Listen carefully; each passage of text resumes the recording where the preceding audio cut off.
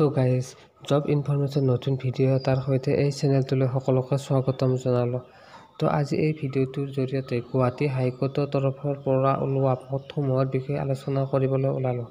কি পদ, কিমান পোষ্ট আছে, কেনেদৰে আবেদন কৰিব আদি সকলোখিনি কথা আলোচনা কৰা হ'ব আজিৰ এই ভিডিঅ'টোৰ জৰিয়তে।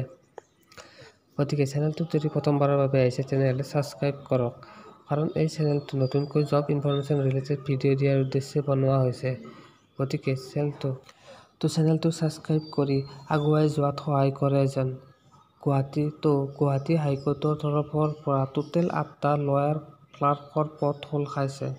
যদিও 8টা কম পদ হয়, তথাপিও আপোনাৰ যদি আবেদন কৰা সকলোখিনি কোৱালিফিকেশ্যন মিলে তেনেহ'লে আবেদন নকৰাকৈ নাথাকিব। তো এই পদটোৰ দৰমহা হ'ল 30,000 পাৰ মান্থ। শিক্ষাগত অৰ্হতাৰ কথা ক'বলৈ গ'লে আপুনি ভাৰতীয় যিকোনো এখন বিশ্ববিদ্যালয়ৰ পৰা আইন বিষয়ত স্নাতক কৰা হ'ব লাগিব। বয়সৰ সীমা 40 বছৰলৈ বিচাৰিছে, কিন্তু কিছুমান কেটেগৰী বিশেষে ইয়াৰ বয়সৰ ৰেহাই দিয়া আছে। যেনে যিসকল OBC, MOBC ৰ কেণ্ডিডেট আছে তেওঁলোকে 43 বছৰলৈ এই পদটোত আবেদন কৰিব পাৰিব।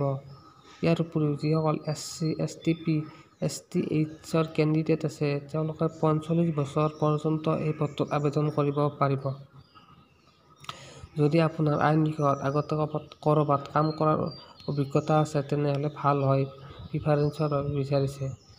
তো এই পদটোত প্ৰতিটো জবৰ বাবে জৰুৰী এমপ্লয়মেণ্ট ৰেজিষ্ট্ৰেশ্যন, এমপ্লয়মেণ্ট এক্সচেঞ্জ চোৱাটো অতিকৈ গুৰুত্বপূৰ্ণ। লগতে এই পদটোত SC আৰু STP ৰ কেণ্ডিডেটসকলে আবেদন কৰিব বিচাৰিলে 250 টকা এটা পে' কৰিব লাগিব, আৰু যি PWD ৰ কেণ্ডিডেট আছে তেওঁলোকে এটকাও পে' কৰিব নালাগে। আৰু আদাৰ কেটেগৰীৰ যেনে জেনেৰেল বা OBC সেনেকুৱা টাইপৰ কেটেগৰীৰ কেণ্ডিডেটসকলে 500লৈ এপ্লিকেশ্যন ফিজ পে'মেণ্ট কৰিব লাগিব। তো এই পদটোত আবেদন কৰিবলৈ হ'লে আপুনি অনলাইন মাধ্যমেৰে আবেদন কৰিব লাগিব। এই তলৰফালে স্ক্ৰল কৰিলে এটা লিংক দেখা পাব। সেই লিংকটোত ক্লিক কৰি তাত গৈ আপুনি পোনপ্ৰথমে আপোনাৰ এপ্লিকেশ্যনখন ফিল আপ কৰিব লাগিব। তাৰপিছত ৰেজিষ্ট্ৰেশ্যন কৰিব লাগিব। ৰেজিষ্ট্ৰেশ্যন কৰা হোৱাৰ পিছত আপুনি লগ ইন কৰিব লাগিব। লগ ইন কৰা হোৱাৰ পিছত আপুনি তাত আপোনাৰ সম্পূৰ্ণ এডুকেশ্যনেল কোৱালিফিকেশ্যন ডিটেইলছখিনি ভৰাব লাগিব। ভৰোৱা হোৱাৰ পিছত আপোনাৰ যি পে'মেণ্ট আছে সেই পে'মেণ্টটো কৰিব লাগিব। পে'মেণ্ট কৰা হোৱাৰ পিছত একদম শেষত ছাবমিট বটনত ক্লিক কৰা হোৱাৰ পিছতে আপোনাৰ অনলাইন এপ্লাইটো হৈ যাব।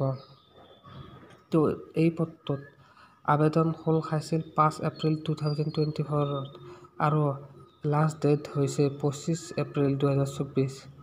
লগতে যিটো আপোনাৰ এপ্লিকেশ্যন ফিজ আছে সেই এপ্লিকেশ্যন ফিজটো পে' কৰা লাষ্ট দিনটো হৈছে 30 এপ্ৰিল 2024। তো যিসকল ইণ্টাৰেষ্ট আৰু ইলিজিবল কেণ্ডিডেট হয় তেওঁলোকে এই পদটোৰ বাবে আবেদন কৰিব পাৰে। তো আজিৰ ভিডিঅ'টো আছিল